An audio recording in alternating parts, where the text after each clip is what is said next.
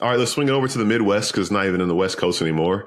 First time since '96, I think, that the state of California or Texas not involved in the conference finals. Crazy stat that makes your jaw drop a little bit. But we got the Thunder. We got the Timberwolves. OKC won game one, 114-88, I think the score was. Signature, typical OKC pulling away late type deal. They were 48 hours after that emotional game 7 blowout, by the way, over the Nuggets to wrap that series up. But, coming into it, and I even said to a couple people, I was like, listen, the Thunder turn you over. The Timberwolves turn it over. They're going to play into their hands. And we saw just that from early on, from the get-go. But I think the biggest thing I took away from that is that Minnesota did a lot of things that they could correct. Will they correct it? I don't know, but they could correct it. But part of it, to me, kind of feels like that OKC Denver series is like the weighted vest, or like, when you're on deck and you're about to go to bat, you got the weight donuts on your bat. And they finally got that by, and they feel very loose and very free, and they might just breeze through this series. But I don't want to overlook Minnesota and not give them the respect they deserve. I don't know what your thoughts are, early impressions are of this series. Mind you, we are recording this before game 2, so the Thunder could blow them out of the water, or the Timberwolves could steal one. But that being said, based on what we know, what's your read? Yeah, I mean, we're just going based off game 1 because, like you said, game 2 is about to tip off in an hour and a half here. But that first game, it was the most like typical Oklahoma City game ever. Like Minnesota starts out red hot shooting. Julius Randle is like playing out of his mind, still playing out of his mind. And then slowly but surely, OKC just chips away and chips away and chips away. And like you said, they turn you over, they run fast in transition, and they score in transition. Mm-hmm. And they score points off turnovers. I just looked it up. Points off turnovers, 31-10. I think at one point in that game, though, it was like 30-3. So I think that, because I remember writing that in my work Slack, I was like, points off turnovers 30-3 right now. This is crazy. Like OKC is everywhere defensively. It looks like they're playing with an extra guy at certain times. Seriously. And so I think those numbers got a little skewed in garbage time. And then I think it was Worldwide Wob that pointed out that the Minnesota Timberwolves did not have a single fast break point. So like OKC is getting back in transition as well and making sure that there's no easy buckets going on the other end. But I think more than anything else, like what stood out to me the most in this, it wasn't even in the game. It was the way that Julius Randle and Anthony Edwards talked about the game in the post-game press conference. Like they had both, and I know Ant was like, pretty transparent last series talking about like going up against the zone, and like he's like, oh, I gotta find answers for that zone, for the Warriors zone, and like he was watching film and trying to figure out how to get through it. But like they were both like, Ant like obviously got the $50,000 fine for saying he's got to take more effing shots, but like there was $420,000 on the year, by the way. Yeah, just a slight drop in the bucket, but nice. That's a nice home, really nice home. Yeah. You can buy a lot of things with that money. But no, for him to sit there in the post game press conference and just be like, they were in the gaps, I couldn't drive, like they were trapping me out on the perimeter, I couldn't get to my 3-point shot. Like he literally felt like he had no answer whatsoever. And I mean, obviously it showed the way that he played. He didn't have his best game, and I do expect him to respond, in an hour and a half when that game tips off. But that just like, it's that type of reaction that shows me how tough that defense really is to go against. And I already referenced it on this pod before, but like, I think it's so funny that like, I think it was Chet that said it. There was a moment earlier in the playoffs where he was sitting with like Dub and somebody else on the bench. And he was like, man, like I would hate to play against our defense. And like, that's how it feels as a spectator. That's how it feels for them watching their own team play. And then that also is how it feels for Ant, who's on the court going up against the defense. Like, that defense is just everywhere. They're swarming. They left Ant with more questions than answers after game 1. And I'm very curious to see how they respond in game 2. But, it feels like the Thunder have really started to hit their stride. And there's a big reason why they're the heavy favorites to win the NBA Finals. Yeah. I mean, and talk about that. That's even with Shea, 10 of 27 from the field.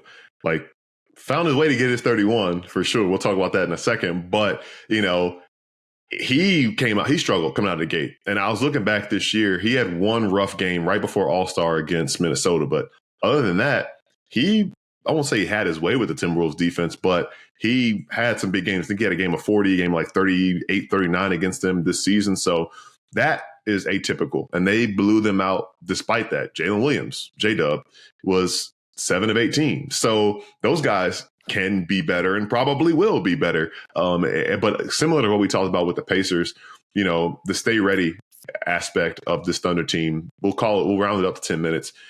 10 guys played 10 plus minutes in that game. You had Kenrich Williams, not in the rotation, really all playoffs, came in, big moments, 8 points, 3 of 3 from the field. You know, it wasn't a J. Will Williams game, maybe not even a series for him, but with Kenrich Williams, Aaron Williams, Isaiah Joe, Alex Caruso, Cason Wallace, nailed that draft pick, by the way. We were high on it when it happened, but man, it's aging better and better as that goes on. 3.7 assists off the bench. But they can wear you down too. And it's not that I don't think that the Timberwolves have good depth, but they didn't get what they needed from them. Naz Reid, 1 of 11. Dante, 3 of 14. Nikhil, 3 of 11. You know, if you want to pride yourself on those guys need to do something to be proud of. And again, that's something that could be better and probably will be better as the series goes on. But I think the biggest thing that shows is that OKC can replicate what they did in that game, limiting those guys and being stingy on defense. And Minnesota, I don't know how they counter and answer that. They might figure it out. Chris Finch might, be concocting that and have it figured out already by now, but there's just way more pathways for OKC to get this done than I see for Minnesota. Yeah, I agree with that. And I think that depth has a lot to do with that because like you said, they didn't even get the best game from Shea or J-Dub. And even though Shea ended up at 31, they just have so many other guys that can beat you, where with Minnesota, obviously a lot of the scoring load falls on the shoulders of Ant and Julius Randle. But to me, with the Thunder, it's almost nice to have when other guys step up. Right. Where with Minnesota, Naz Reid has not had a great playoffs. He's been super inconsistent, and that is detrimental to their success. Straight up, they need offense from him. Same way with in that Lakers series, and Naz Reid had good games in that Lakers series too. But Jaden McDaniels had some awesome offensive games in that Lakers series. He had some good games in the Golden State series as well. But it's that feels more essential than it is a nice to have. Where with OKC, the role player stepping up is a nice to have, and that is a massive, massive, massive gap between these two teams, because you don't want to it's nice when the role players play well and they star in their role and they do their thing. And that's obviously a big reason of how championship teams become championship teams. But for OKC, they can live without it. Where with Minnesota, Dante, shooting 314 or whatever it was, you said it felt like every three that he shot was hitting the back rim, side rim, everything. He just didn't have a rhythm. And I do expect guys like that to get into a rhythm, but without consistent play from, him or Naz or Jaden, on the offensive end. And that's a lot to ask for Jaden for how much he does on the defensive end as well. But they really need those guys to step up, where OKC doesn't need it as much. And they're going to get a couple points here and there from fast break points and guys running the lanes in transition. And that's just what they do. They get easy buckets for those role players, where Minnesota's guys going to work for it a little bit harder up against that OKC defense. It's just, that feels to me where this series really will be decided. And if Julius Randle, who's playing some of the best basketball he's playing the best basketball that we've ever seen him play. And if Ant can't figure out this Thunder defense, this thing might get wrapped up faster than we think. And I'm not saying sweep or anything like that, but I'm just saying that it's hard not to overreact to game one the same way that I texted you last night. And I'm this sounds crazy, but how did the Knicks bounce back from this? It's you try and temper your reactions day to day in the playoffs, but you see that game one, and I think you said it best, right before you bounced back over to me. It's the pathway for OKC to win this series, you just see it so much more clearly than you do Minnesota. Yeah, so put a ball on that. Dante, Naz, Nikhil combined 7 of 36 from the field. Yeah, they need that. That's you can't do that. And to talk about Jaden McDaniels some more. Also, I'm not giving him a pass, but also Rudy Gobert limited to 21 minutes. Right. Only had 2 fouls, 2 points, 3 rebounds, and an assist and a block. So if he can't be out there, that's a big part of the way they assembled this team. And if he can't be a part of it, then again, that narrows your pathways. But this lends itself perfectly. You're talking about Jaden McDaniels and all he does defensively. He fouled out at the game. 6 fouls, 7 points, fouled out 24 minutes. And it lends itself perfectly to the latest installment of Tell 'Em Why You Mad, KI, because a lot of people are going to say that Jaden McDaniels fouled out because you're not allowed to guard Shai Gilgeous-Alexander. He was 11 of 14 from the free throw line. That's how he got to his 31 points, despite being 10 of 27 from the field.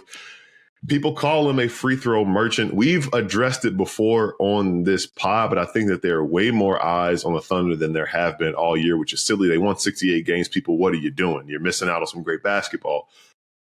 But I feel like you're feeling a way. I feel like you're tired of hearing, just as tired as I am of hearing it. But I think there's some passionate feelings, but I see it. I see it in your eyes. Yeah, well, I told you, like during that game too, it was just driving me crazy because if you're on Twitter the way that you and I are, like nobody's even talking about the game. Everybody is just talking about how Shea is foul baiting, and like it drives me crazy. It really, really does. The same way with like Jalen Brunson. I understand they're frustrating players to watch, and I understand that it feels like if you even breathe on them, they get a foul call, or if the wind there's a wind gust in the arena that's a little bit too hard, they're falling over. Like, I see the same plays that everybody else does. I know you do too. But there also has to be a level of understanding that these guys get to the free throw line because they are so impossible to guard. Their body control is just better than their defenders. The way that they can start, like, it's a skill gap. It's tight handle. It's the ability to start and stop. It's the control they have over their own body. There is an art to drawing fouls, and all great players have found a way to get to the free throw line. Like, Shea is one of the most unguardable players, if not the most unguardable player in isolation in the NBA today. And that is because his handle is so tight, because he can knock down that mid-range jumper at will. He's added the three-point shot to his repertoire. He's so good at playing in control around the rim and finishing around the rim, finishing through contact, all of those things that it puts the defender on his heels every single time, and you have to hand check him to be able to guard him. He's so good, you literally cannot guard this guy without fouling. So yes, it's annoying to watch, and it's annoying that throwing the head back and falling on the floor and all of that. But at the same time, like, you have to, unless you're just being a hater, which a lot of the people on the internet are, like, you have to give some sort of credit to this guy who's scoring 32 points per game, basically 33 points a game a night, and does it at the efficiency that he does, because he's so good at commanding the game when he has the ball in his hands and getting to his spots, and you can't speed him up. And he's going to get to where he wants to be, no matter if you try and prevent him from getting there or not. So it drives me crazy to see so many people say so many negative things about this player who is so incredible at his craft. And I want to give a shout out to Stefano, who pulled up the stats on Twitter. The same Shai Gilgeous-Alexander is getting the same percentage of his points from the free throw line as Scottie Pippen Jr. was in this playoffs. Like, players like Jalen Duren are getting more of their points from the free throw line than Shai Gilgeous-Alexander. John Conchar in the conversation. Right. Like, the names that were in that tweet, it's like, it's mind blowing that people have like really latched onto this idea that Shai can't score without getting to the free throw line, because it's like less than 25% of his points are coming from the free throw line. And then the other interesting thing that I saw, I don't remember who had it on Twitter, but out of the last 25 MVPs, Shai Gilgeous-Alexander in free throw attempts per game was 12th. That is dead in the middle. Right. That is smack dab in the middle of the last 25 MVPs. So he's not getting to the free throw line any more than any of these other all-time great players that we're talking about. And you look at James Harden, you look at Jalen Brunson, you look at Shai Gilgeous-Alexander. Dwayne Wade is another shifty guard that was so good at getting to the free throw line. Like, that's a craft. It's a skill. It drives me crazy to see. Like, it drove me crazy to see that was the only conversation that was happening on Twitter after that game one. Part of it is because I really do like Shai, and if you listen to this podcast, it's we're as transparent as possible. Like, Shai is one of Gil and I's favorite players in the league, but like, there's a reason for that, and it's because he's so damn good at what he does. And I hate to see his name get slandered, because people are just latching onto a narrative that, even though it is tough to watch and it is partially true, like, there's also another side of it that people just aren't even talking about. Yeah, I'm glad you narrowed the lens. I pulled it up here on StatHead. All the MVPs in all time, he ranks 27th. And I know that some guys like Shaq and Wilt Chamberlain were fouled intentionally. But again, his 8.8 free throws per game are behind 08 Kobe. They're behind 2009 LeBron or 2019 Giannis. Jordan averaged 10.5 free throw attempts per game at one point. When Embiid won, he averaged 11.7 free throw attempts per game. So, and it was Trey Murphy that said it. I know I mentioned it a couple of times on the pod. It's a skill, one, to draw fouls, but also Shai, and I saw Caitlin Cooper, Basketball She Wrote, great coverage for the Pacers. She tweeted that, Shai contorts and moves his body unlike anybody else in the league, and meant it as a compliment. And it's true. The guy who can kind of contort his body and move it unlike anybody else is going to draw fouls that nobody else can draw, because they literally cannot do what he does. And that goes into his dexterity, that goes to his build, and all of those things contribute to him playing the way that he plays. And I understand that sometimes leaning forward and knowing somebody's behind you and something like that can be a little frustrating. And I think that speaks to the fact that, you know what, he played with Chris Paul for a year. Let's be honest. Like, I'm pretty sure that his year in LA, Sam Cassell was on the coaching staff. He's worked with some guys that know how to teach you a couple tricks of the trade. And that speaks to him being a sponge and picking those things up. So, by the way, if we think we're just ignoring the elephant in the room, we did a full shout out episode to Shea for winning MVP. He is the MVP, so shout out to him for that. I'm not just saying he gets superstar MVP calls. And I know, again, like you said, it's frustrating to see at times, but if it wasn't actually a foul, or if it was quote unquote unethical, or he was just baiting, there are so many times we see guys on a night to night basis flail and do stuff that actually isn't a foul and it doesn't get called. So ultimately, if you have a problem with it, take it up with the officials.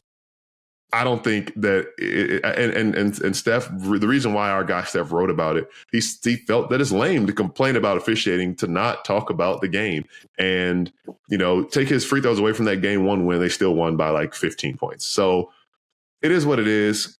Just deal with it. It's fine. Again, he's averaging 33 a game and is not coming all at the free throw line.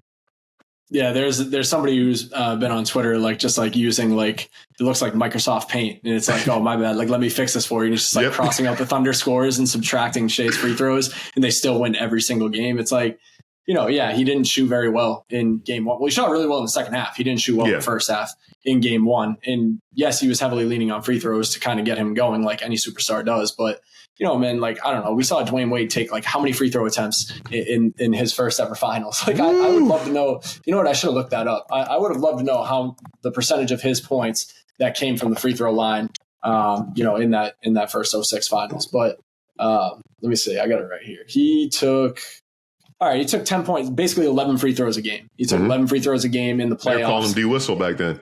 Yeah, they were calling him D-Whistle. And in the finals specifically, let's see where he was at. Oh, my God. He had a game where he took game 6, the OT game. He took 25 free throws. All right, that's a little – that might be a little much. Yeah. We got too far on we dug too deep. Pendulum swung the other way, too. Yeah, I'm climbing out. But no, but all jokes aside, man, like, it's a skill. And D-Wade was similar in the way that he's just so much faster and stronger and had, you know, athletic and body control and all of that. Like, there's a reason these guys get to the free throw line as much as they do. And I really hope that as this series goes on, I think part of it was because that game was kind of ugly and there wasn't a whole lot else to talk about. It's not like Shea was, you know, going crazy, knocking down a million mid-range jumpers or anything like that. Mm-hmm. And was kind of having a stinker. Like, you know, Julius Randle had a good first half, but not a whole lot in the second. Like, there wasn't a lot of other big narratives to like grab onto. So everybody just went to the same point, which is like Shea's a free throw merchant. But like, I do hope that as this series goes on and if they do reach the NBA finals, that people are eventually able to move past that and actually just enjoy the MVP for how good he is at what he does. Because, you know, it annoyed me to see that conversation on Twitter as well. And just, my biggest hope, shows. My biggest hope, and this is what I'll use to put a bow on it, is that if it's in the conference finals and if they're able to get to the finals, whatever it is, as there are more eyes on this series and Shea and the Thunder, which again, I think there should have been more to begin with, he's able to show just how good he is. Because I think a lot of people who are complaining about this don't know. And all they're basing it off of is the memes and all the videos like, oh, I bet you Shea's at the free throw line right now. Oh, you won't believe where Shea's standing in this photo right now. Like all of these things, right? Like, and it's funny. It is funny. But I think that sometimes those memes and narratives kind of outweigh the truth. And that's just like, come on, like it is what it is. But if you're able to see him put on a mid-range masterclass or just show his way he can kind of snake and get to the rim and really is as unguardable as we've talked about him being, I think people will respect it and those will die down a little bit more. So it's just a matter of OKC getting further and them doing more. And then ultimately when people are upset, they're just going to find something to hate on. But if he's an MVP and potentially a champion, hate on that too. Thanks for checking out NBA Soundsystem Canada on YouTube. If you haven't already, make sure to subscribe below and find us wherever you get your podcasts. And on Instagram, we have weekly episodes and bonus content throughout the week.